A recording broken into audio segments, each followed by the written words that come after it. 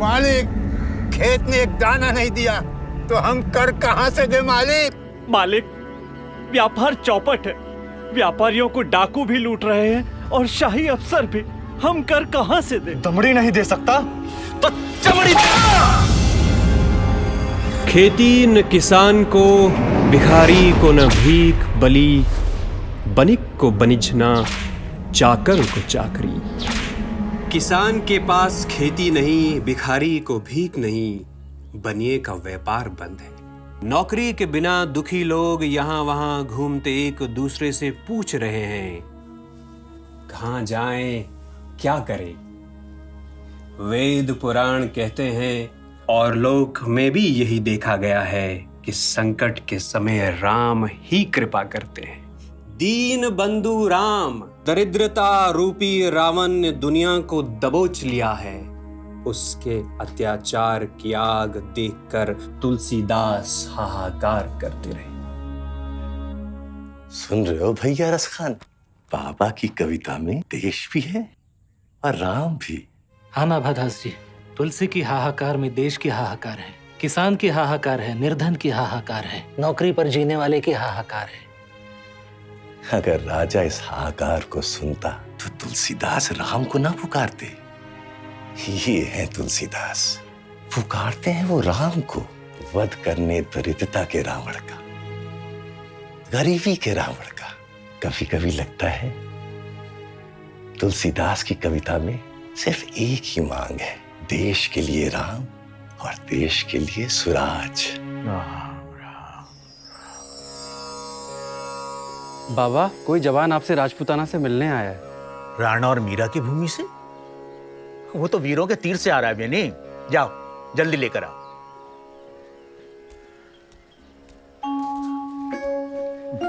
प्रणाम बाबा।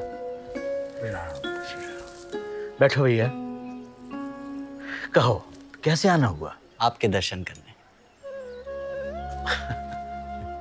हमारी बदनामी राजपूताना तक पहुंच गई। हम तो यहाँ बदनाम हैं। बाबा, जहाँ जहाँ राम का वहाँ वहाँ तुलसी का नाम है। हाँ, जब भीख मांग कर खाते थे तो पैर पसार कर आराम से सोते थे, पर जब से यहाँ पापी प्रतिष्ठा बढ़ गई है तो मुश्किलें भी बढ़ गई हैं। तुमको हमसे क्या चाहिए भैया? आपसे पढ़ना चाहता हूँ बाबा। अरे पढ़ना है तो काशी के पंडितों से पढ़ो, नाम हम बता देते हैं। काशी के पंडित वेद पढ़ा देंगे, पर हमें सुराज का पाठ कौन पढ़ाएगा? क्या नाम है तुम्हारा भैया? जगत सिंह। जगत सिंह। पिता का नाम? राजा मान सिंह। अरे तुम तो हमारे मित्र के बेटे हो भैया।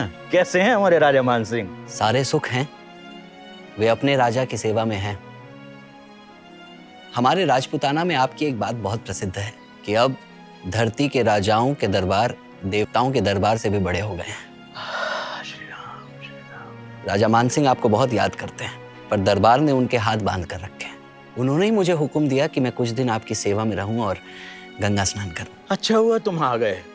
काशी जी विद्या की राजधानी है। अब तुम जब तक मन चाहे काशी जी में रहो, हमारे पास समय ही समय है। हम तो राज दरबार की नहीं, राम दरबार की सेवा में हैं, इसीलिए यहाँ कोई भी कभी भी आ जा सकता है। ये रघुवर हैं और ये बेनी माधव। हम राम सेवा की जिद ठाने हुए हैं और ये दोनों हमारी। कहाँ ठहरे हो? काशीराज के पास।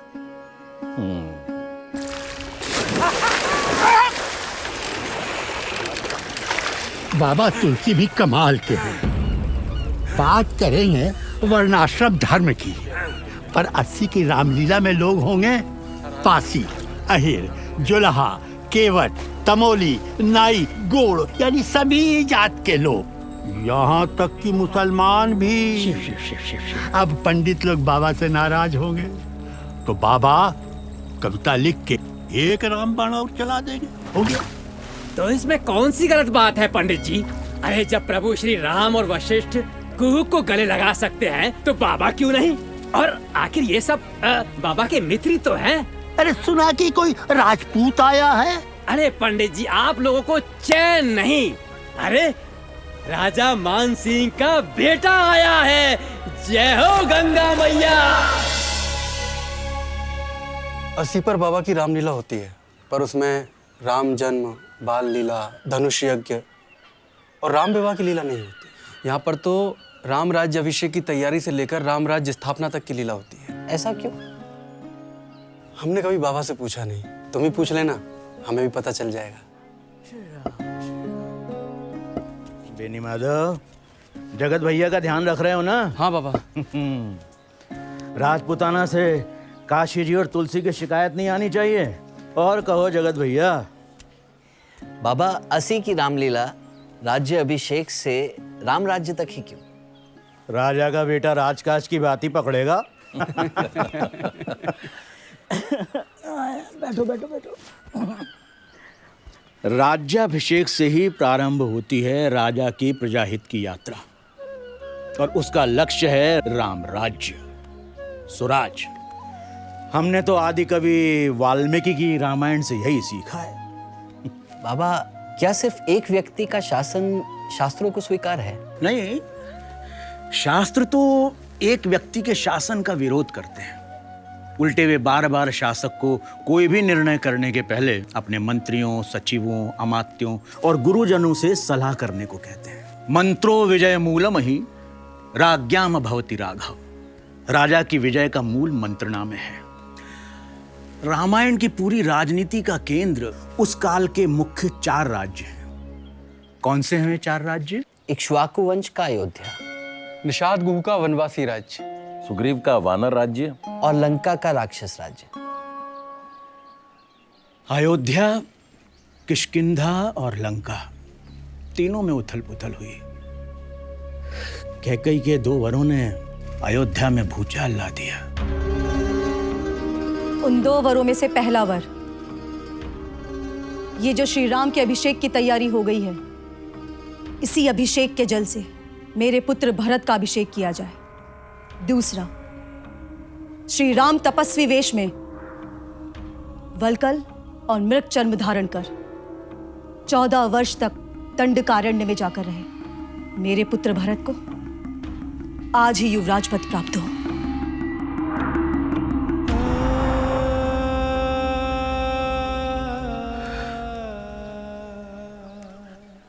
श्री राम को वनवास, तो भैया लक्ष्मण चुप कैसे रहते? बड़ी माँ, महाराज एक स्त्री की बात में आ गए हैं। एक तो वो बूढ़े हैं और दूसरे विषयों ने उन्हें अपने बस में कर लिया है। रघुनंदन, जिसके पहले लोगों को आपके वनवास का पता चले, आप मेरी सहायता से इस राज्य का शासन अपने हाथ में लीजिए। यदि नगर के लोग आपके विरोध में खड़े होते हैं तो मैं अपने बाणों से पूरी अयोध्या नगरी को मनुष्यों से सूनी कर दूंगा। जो जो भरत का पक्ष लेगा या फिर उनका ही हित चाहेगा, मैं उन सब का वध कर दूंगा। जो विनम्र होता है सभी उसका तिरस्कार करते हैं। पिता हमारे शत्रु बन रहे हैं तो हमें भी मोह छोड़कर उन्हें कैद कर लेना चाहिए या उन्हें मार डालना चाहिए। बुढ़ापे में जिनकी निंदा हो रही है, उस बूढ़े पिता को मैं अवश्य मार डालूंगा।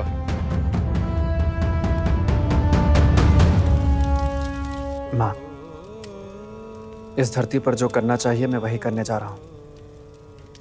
पिता की आज्ञा का पालन करना मेरा धर्म है।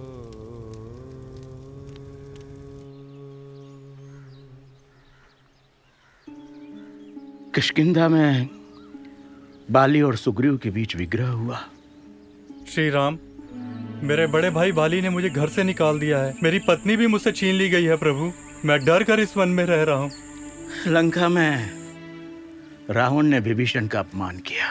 राजन, हम लोग देवी सीता को, श्री राम को लौटाकर ही इस नगर में निवास कर सकते हैं। कुल कलंक, तेरे सिवाय यदि दूसरा कोई ऐसी बात करता तो इसी समय उसे अपने प्राणों से हाथ धोना पड़ता। राक्षस राज, मैंने बार बार तुम्हें गलत राह पर चलने से रोका है, परंतु अब तुम्हें मेरी बात अच्छी नहीं लग रही है तो मैं यहां से जा रहा हूं। राजन, मेरे बिना आप सुखी रहो। अयोध्या, किष्किंधा और लंका, तीनों राज्यों में बड़ी हलचल हुई, अराजकता नहीं हुई। क्यों?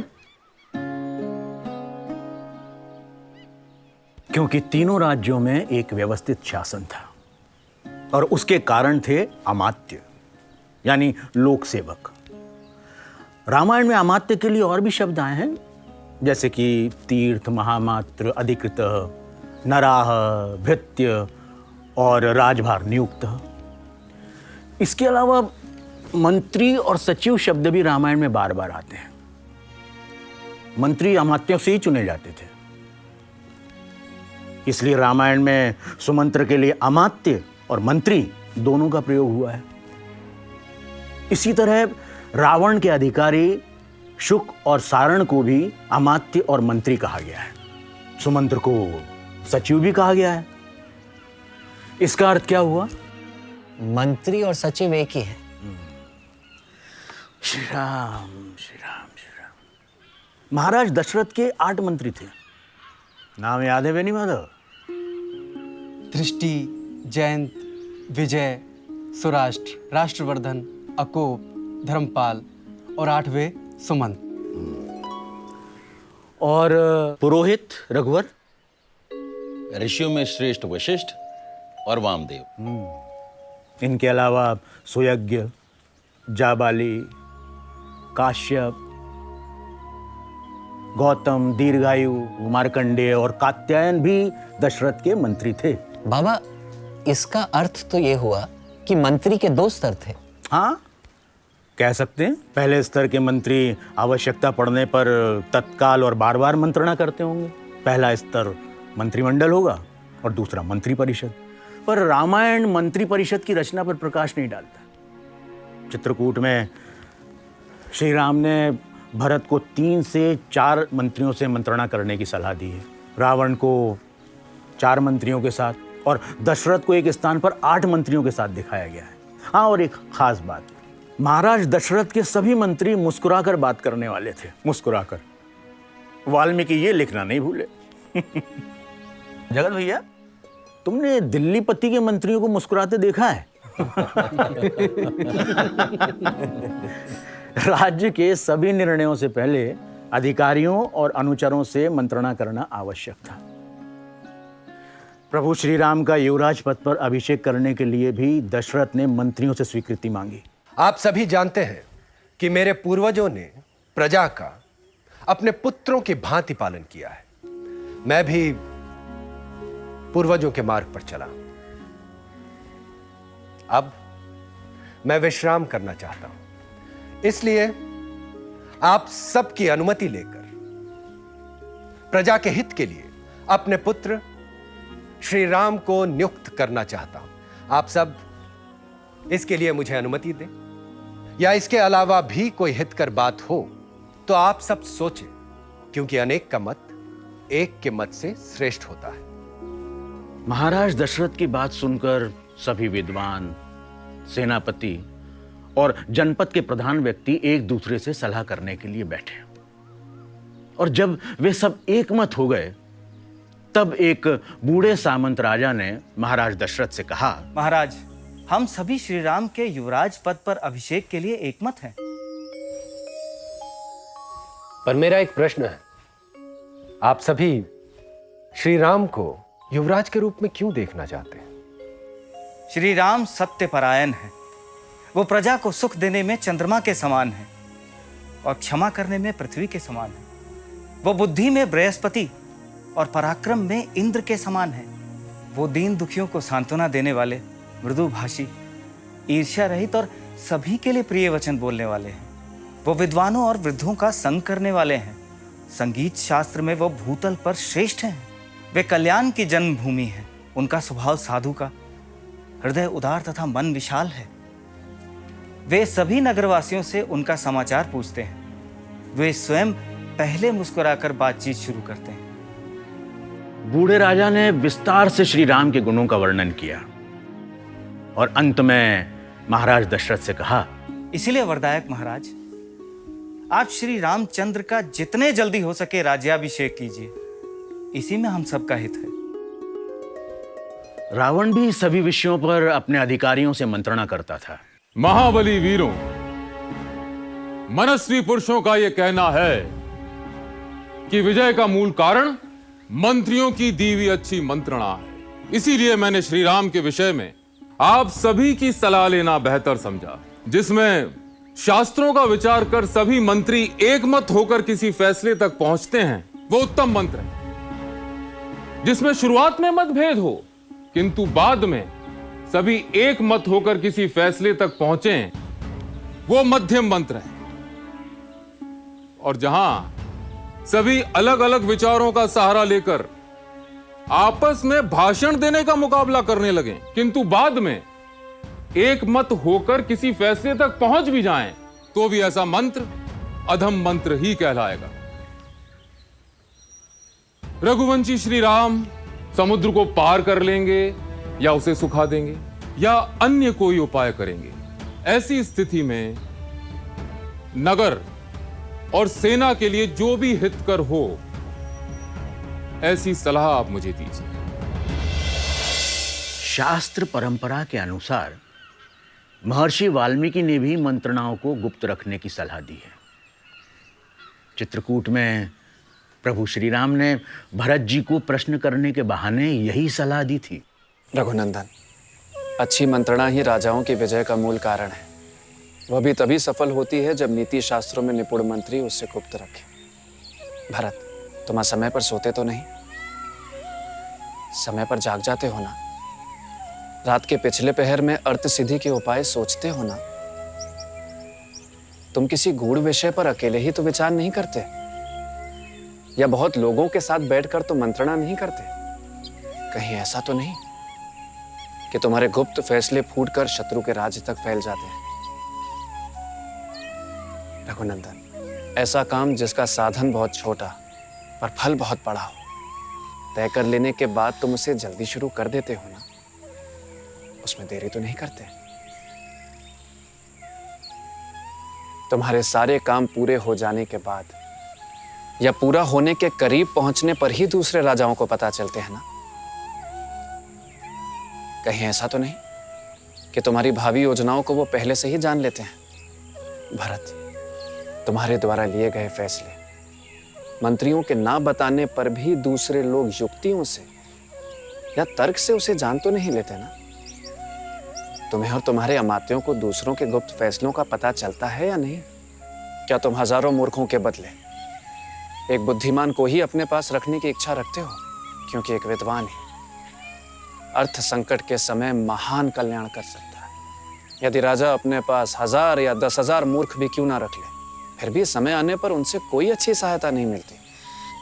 परंतु यदि एक मंत्री भी मेधावी, शूरवीर, चतुर और नीतिज्ञ हो, तो वह राजा को बहुत बड़ी संपत्ति दिला सकता है। रामायण में मंत्रियों की परीक्षा का भी उल्लेख है और राजतंत्र की तरह लोक सेवक भी वंशानुगत होते थे, जो रिश्वत नहीं लेते, छल नहीं करते, बाप दादाओं के समय से काम करते आ रहे हैं, जो भीतर और बाहर से स्वच्छ हैं।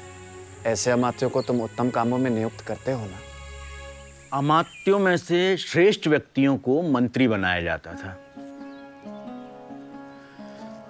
रावण के पास अलग अलग विषयों पर सलाह देने वाले प्रतिभा संपन्न मंत्री थे। रावण की सभा का कोई भी सदस्य झूठ नहीं बोलता था। वे सभी सभासद न तो चिल्लाते थे, न ही जोर जोर से बातें करते थे। मंत्री राजा के लिए शिक्षक के समान होता था। कुंभकर्ण ने भी रावण को सही समय पर सलाह न लेने के लिए गुस्से में खरी खरी बात सुनाई थी। सीता को बलपूर्वक हर कर लाने से पूर्व आपको इस पर हम सबसे विचार करना चाहिए था। जब विचार करने का समय था तब तो आपने विचार किया नहीं, अपनी मनमानी की। और अब जब सब कार्य बिगड़ चुके हैं तब आपको हमसे विचार करने की सूझी। जो राजा अपना कार्य न्यायपूर्वक ढंग से करता है, उचित निर्णय लेता है, उसे अपने निर्णय पर पछताना नहीं पड़ता। राजा को बुरी भी लगे तब भी उसे सही सलाह दी जानी चाहिए। रावण के मंत्री सुपार्श और माल्यवान ने रावण को अप्रिय पर सही सलाह दी थी। रावण, तुम सीता श्री राम को लौटा दो, जिसके कारण ये युद्ध हो रहा है। देवता, ऋषि, गंधर्व सभी श्री राम की विजय देखना चाहते हैं। इसीलिए रावण, तुम श्री राम से संधि कर लो। रावण ने अपने नाना माल्यवान की भी बात नहीं सुनी।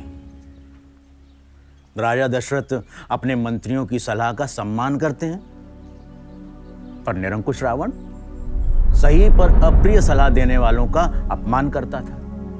मंत्री सिर्फ राजा की आज्ञा मानते थे। सुमंत्र, राजा रात भर श्री राम के राज्याभिषेक के हर्ष के कारण जागते रहे हैं। जागने के कारण थक गए हैं, इसलिए इन्हें नींद आ गई। तुम तुरंत जाओ और श्री राम को यहां बुला लाओ। भामिनी, मैं महाराज की आज्ञा सुने बिना कैसे जा सकता हूं? सुमंत्र, तुम श्री राम को जल्दी यहां ले आओ। इतना ही नहीं, कैकई को बुरी तरह से डांटने में सुमंत्र को कोई हिचक नहीं हुई। देवी, जब तुमने अपने पति का त्याग ही कर दिया है तो इस संसार में ऐसा कोई कुकर्म नहीं जो तुम ना कर सको। तुम अपने पति की हत्या करने वाली तो हो ही, साथ में कुलखातिनी भी हो। तुम्हारे पुत्र भरत राजा हो जाएं और इस पृथ्वी का शासन करें, पर हम सभी लोग वहीं जाएंगे जहां श्री राम जाएंगे। मैं तो हैरान हूं कि तुम्हारे इतने बड़े अत्याचार करने पर भी ये धरती तुरंत फट क्यों नहीं जाती। रामायण के काल में मुख्यमंत्री का पद था, उसे मंत्री श्रेष्ठ या मंत्रिपति कहा जाता था।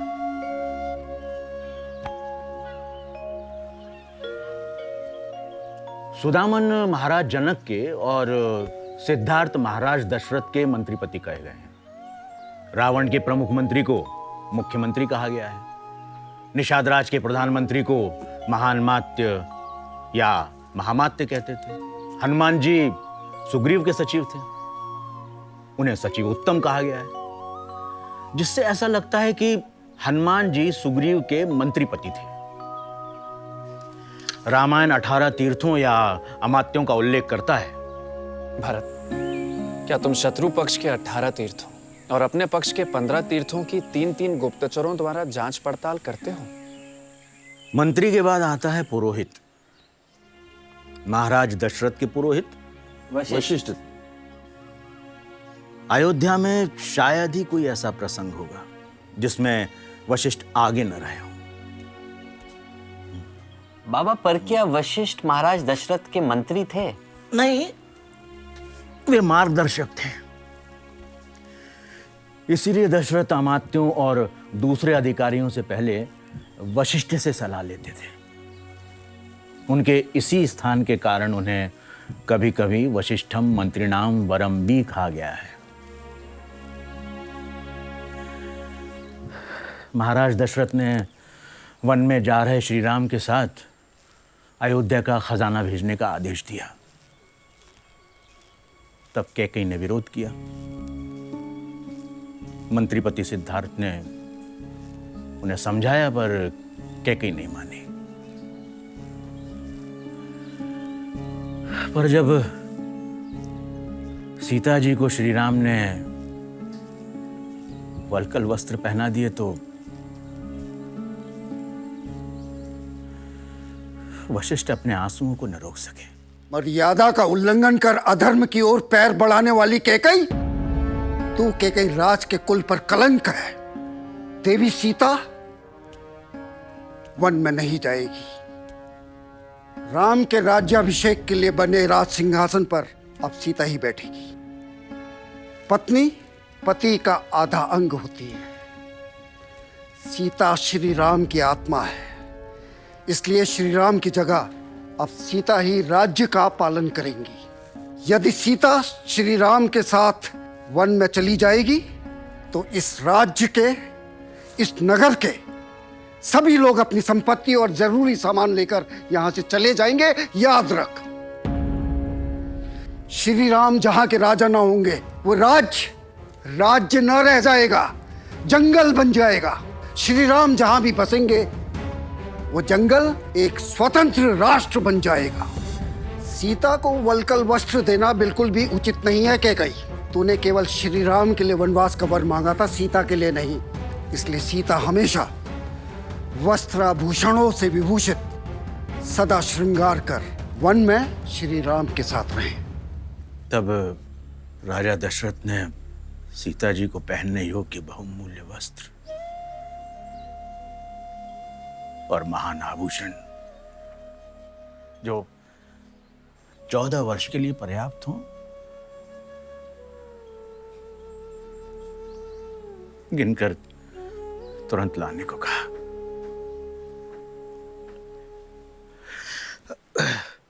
इसके बाद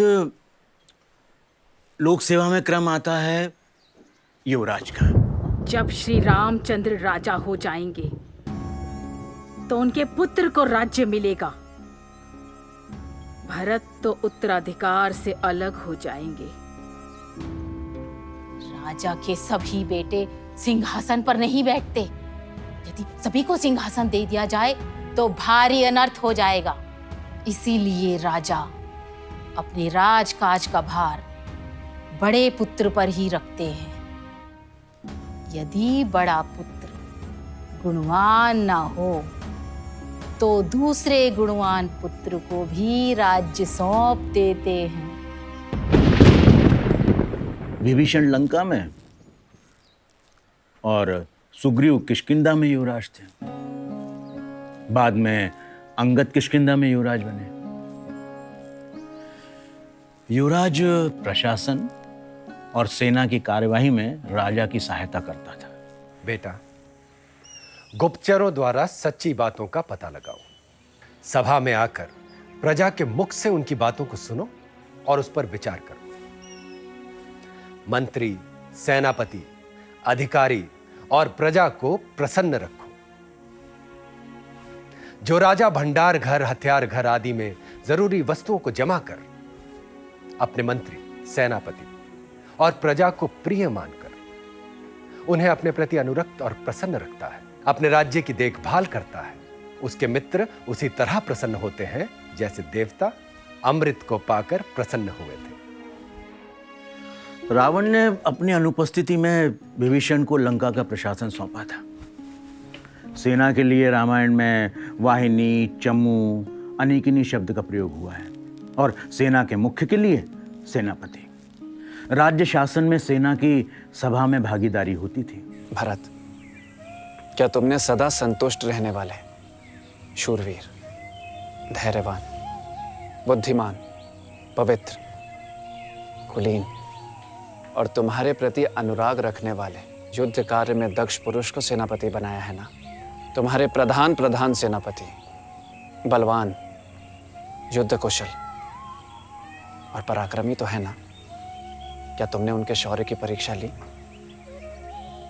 क्या तुम उनका सम्मान और सत्कार करते हो? सैनिकों को तय किया हुआ वेतन और भत्ता समय पर देते हो ना? वेतन और भत्ता देरी से देने पर सैनिक राजा से भी नाराज हो जाता है, जिसके कारण बड़ी अनहोनियां तक हो जाती। सेनापति के बाद लोक सेवक के रूप में द्वारिक का क्रम आता था। द्वारिक को प्रतिहार, द्वाहस्त, द्वारपाल या द्वाराध्यक्ष भी कहते थे। द्वारिक द्वार रक्षक होते थे।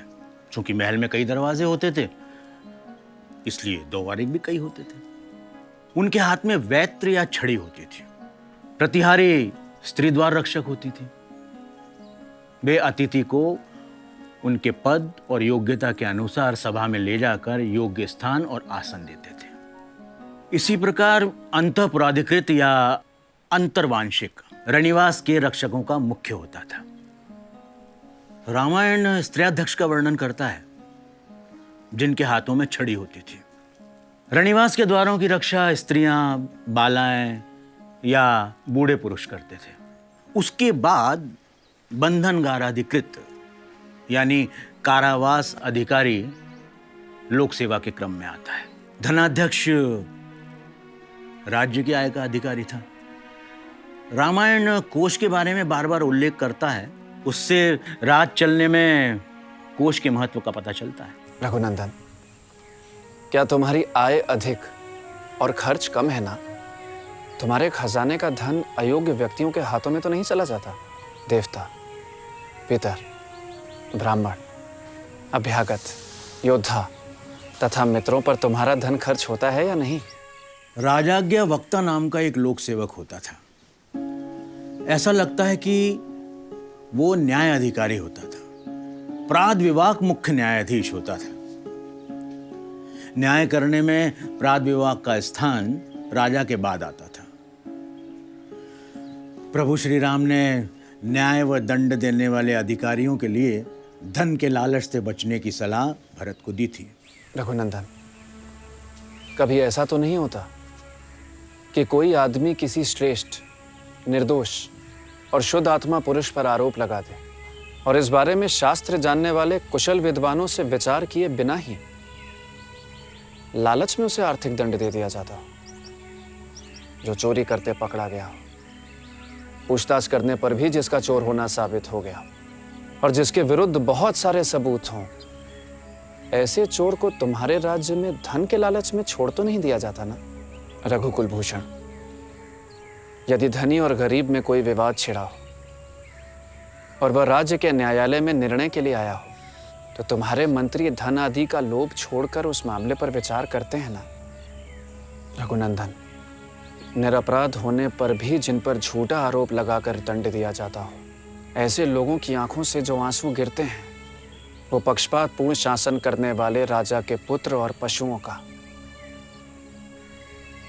नाश कर डालते हैं। व्यवहार निर्णेता भी एक लोक सेवक होता था। व्यवहार निर्णेता दीवानी न्याय देने वाला लोक सेवक होता था। सेना भृति दानाध्यक्ष सेना का एक अधिकारी होता था। संभवतः यह सेना का वेतन देने वाला अधिकारी होता था। इसी तरह नगराध्यक्ष के हाथ में नगर के प्रशासन की कार्यकारी और न्यायिक जिम्मेदारी होती थी।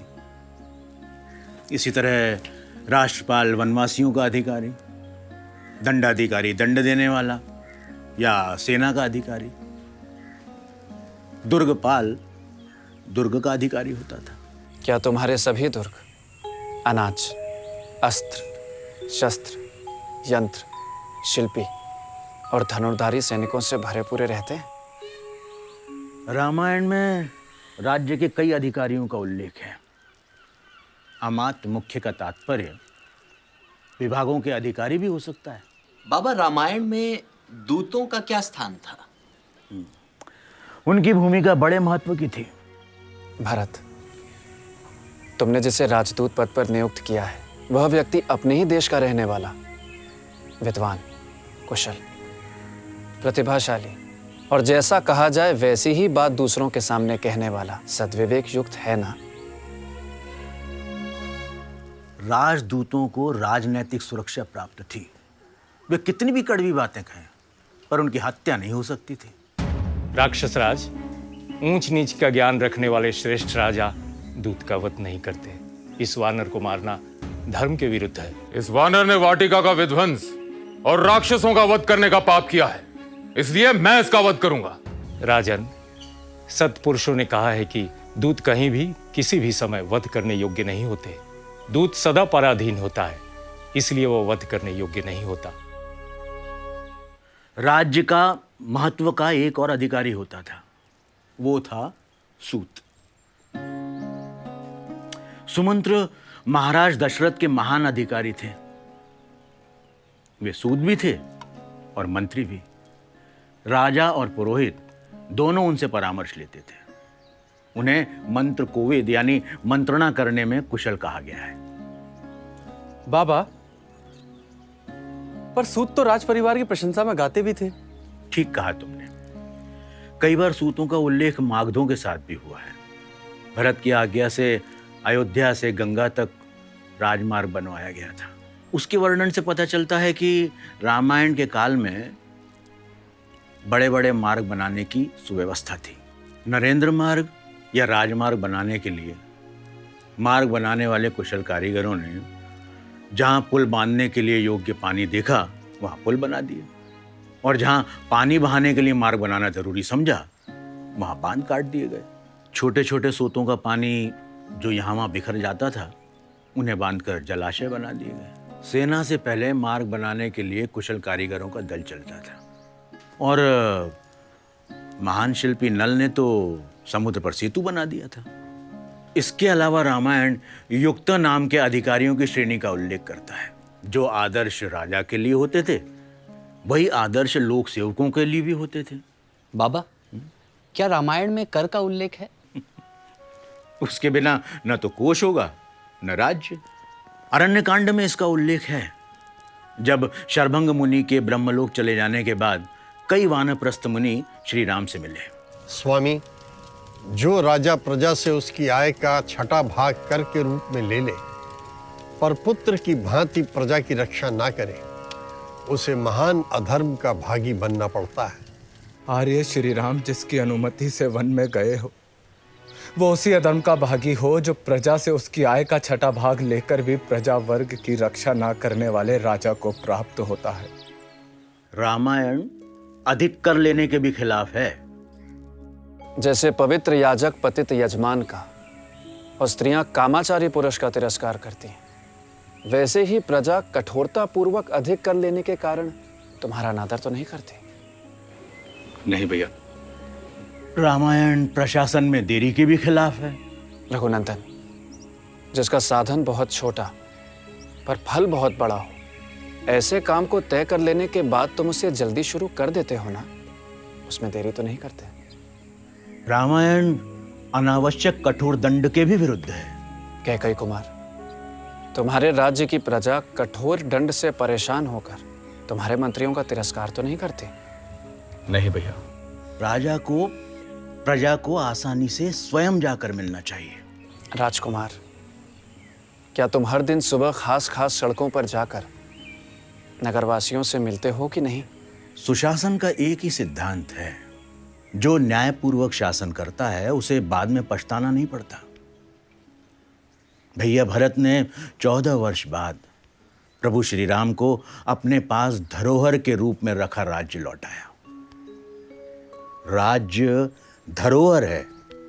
जो ये जान लेता है वो भाई भरत हो जाता है। हे प्रभु, आप अपने राज्य का खजाना, कोठार, घर और सेना सब देख लें। आपकी कृपा से सभी वस्तुएं पहले से 10 गुनी हो गई। भैया जगत, राम राज्य का वर्णन कभी कर लेंगे, पर राम के नाम पर भरत की सेवा का वर्णन तो गणपति और सरस्वती भी नहीं कर पाएंगे। इसीलिए हम राम जैसे राजा का उदाहरण देते हैं, पर भरत जैसे लोक सेवक का नहीं। राजा के लिए बाबा ने क्या लिखा है रसखान? माली भानु किसान सम, नीति निपुण नरपाल। राजा को माली सूर्य और किसान की तरह होना चाहिए। कैसे? माली मुरझाए हुए पौधों को सींचता है, बढ़े हुए जबरदस्तों को काट छाट के अलग कर देता है, झुके हुए कमजोर पौधों को लकड़ी का टेका देकर गिरने से बचाता है, और फिर फल फूल जमा करता है। और सूरज की तरह कैसे? सूर्य किसी को प्रत्यक्ष में दुख न देकर समुद्र और नदी से जल खींच लेता है, फिर उसी को अमृत सा बनाकर बरसा देता है। किसान क्यों? किसान खेत तैयार करता है, खाद देता है, बीज बोता है, सींचता है, रक्षा करता है, फिर फसल पकने पर काटता है। वाह बाबा। बरशत हर्षत लोग सब, करशत लखाए न कोई। बाबा कहते हैं जब सूरज जल को खींचता है किसी को पता नहीं चलता, परंतु जब वह बरसाता है सब लोग प्रसन्न हो जाते हैं। इसी तरह राजा को प्रजा को सताए बिना कर लेना चाहिए। रसखान, बाबा को इतना गाओ, इतना सुनाओ कि आवाज दिल्ली तक पहुंचे। पाके पकाए विटप दल, उत्तम मध्यम नीच।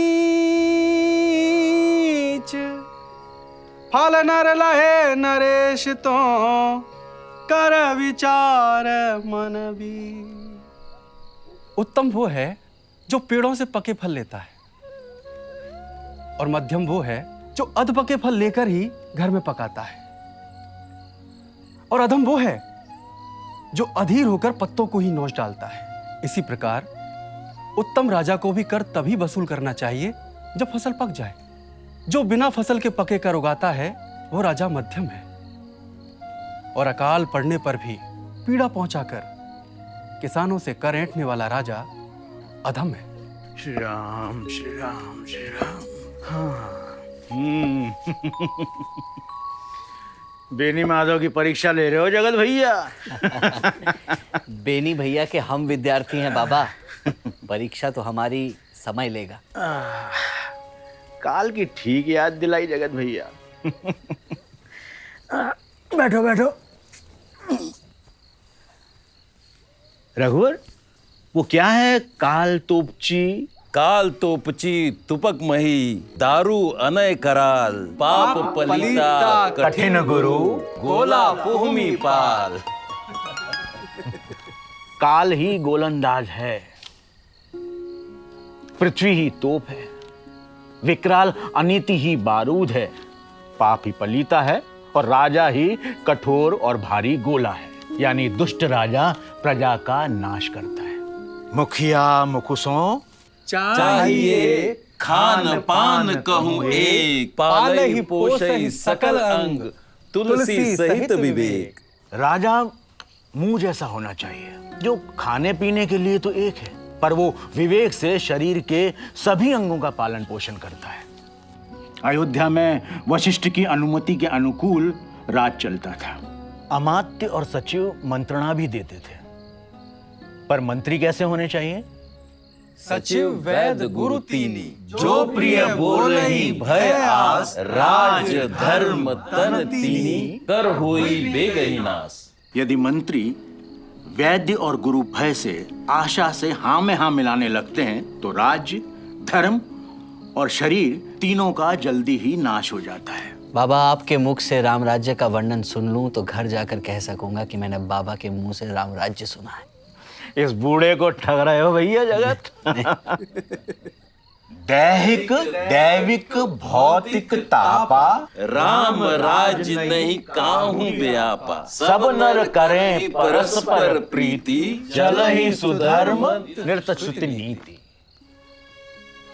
जहां सुराज है वहां रामराज है, जहां दुख नहीं, भय नहीं, द्वंद्व नहीं, जहां लोग एक दूसरे से प्रेम करते हैं,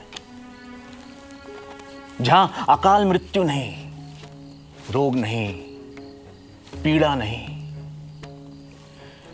गरीब नहीं, गरीबी नहीं, दुखी नहीं, अशिक्षित नहीं, अशुभ नहीं, वहां रामराज है। जहां जीतो शब्द केवल मन को जीतने के लिए सुनाई पड़ता है, क्योंकि रामराज में कोई किसी का शत्रु नहीं। जहां दंड शब्द केवल सन्यासियों के हाथों में रहने वाले दंड के लिए सुनाई पड़ता है, क्योंकि रामराज में कोई अपराध नहीं, इसीलिए दंड नहीं। जहां भेद शब्द नाचने वालों के नृत्य समाज में सुर और ताल के भेद के लिए सुनाई पड़ता है, क्योंकि रामराज में भेद नीति की जरूरत ही नहीं। जहां पक्षी को हुकते हैं, पशु निर्भय वनों में विचरते हैं, भौरे फूलों का रस पीकर गूंजते हैं, जहां पेड़ फल देते हैं, गायें मनचाहा दूध देती हैं, धरती खेती से सदा हरी भरी रहती है। भरत, मैं आशा करता हूं कि अपना देश कौशल खेती के लिए सिर्फ वर्षा के भरोसे नहीं है, बल्कि खेती के लिए सिंचाई के साधन उपलब्ध हैं। किसानों और गोपालकों का तुम ध्यान रखते हो ना? जहां नदियां स्वच्छ हैं, मेघ मनचाहा पानी देते हैं, जहां बावलियां, तालाब और कुएं हैं, वहां राम राज है।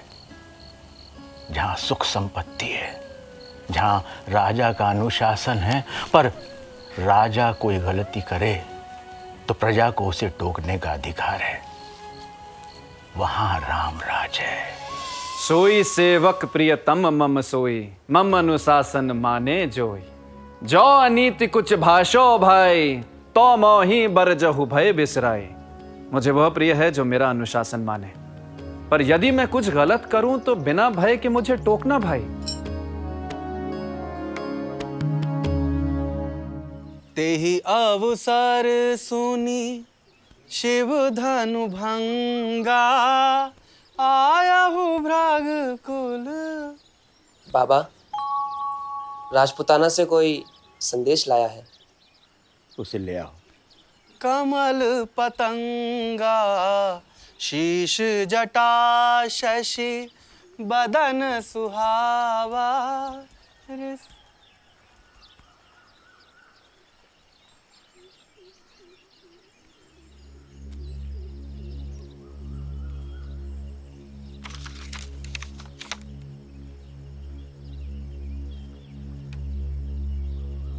बाबा,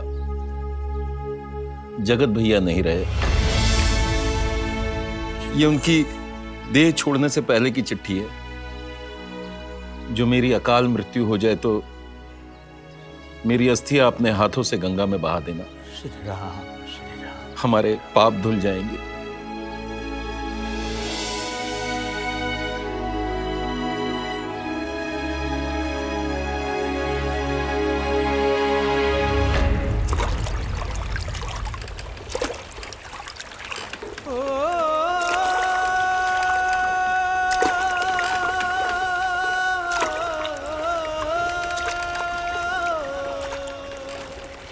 बाबा, रामायण और महाभारत क्यों होती है?